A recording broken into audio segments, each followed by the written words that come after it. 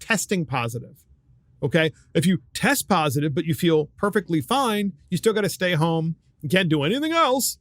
Or they're going to send you to prison. And that's the other point I wanted to bring up is if we send you to prison, aren't you going to infect all the people in the prison? Kind of like Cuomo did by sending people to the nursing homes, which of course isn't funny because he killed 15,000 people. But we have migrants, illegal immigrants coming across the border.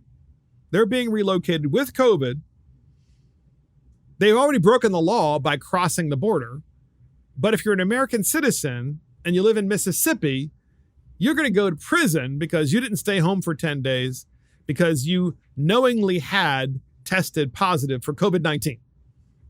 And I just have to revisit the fact that we're giving this power to state departments of health across the country, such as Mississippi, which, by the way, podcast listeners, is a red state. I could care less if it's a red state and if it's run by Republicans. I could care less because if they're doing this, it's still wrong, whether it's a blue state or a red state. It's a stupid thing to do. And to call it an order, I mean, who do these people think? Imagine the next order that's going to come. You know what that order is? I want the State Department of Health to send out all of the doctors and nurses along with the police, and they're going to go door to door, and they're going to vaccinate you on the spot.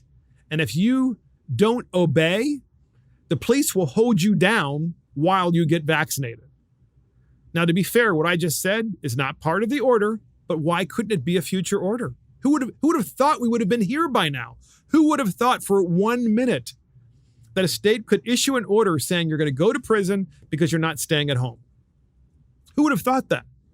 While at the same time, you got the optics of the people crossing the border with COVID. It's absurd. It's idiotic. So why wouldn't they? Why wouldn't our government, who has been given these extraordinary powers in each state legislature, at least initially, some of those powers have expired, to be fair, but apparently not in Mississippi.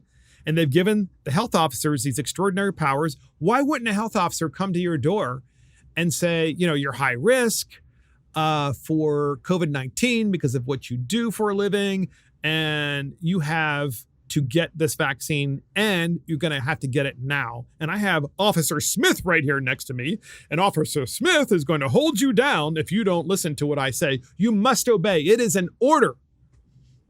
Anytime something like this happens, it just makes me even more skeptical. I got to tell you, don't be mad at me, podcast listeners, but it makes me even more skeptical of a vaccine that apparently you're being forced in some cases to take in order to be able to keep your job, or you have to stay home. And then there's the other issue too, which is if you did get vaccinated, you still have to wear a mask.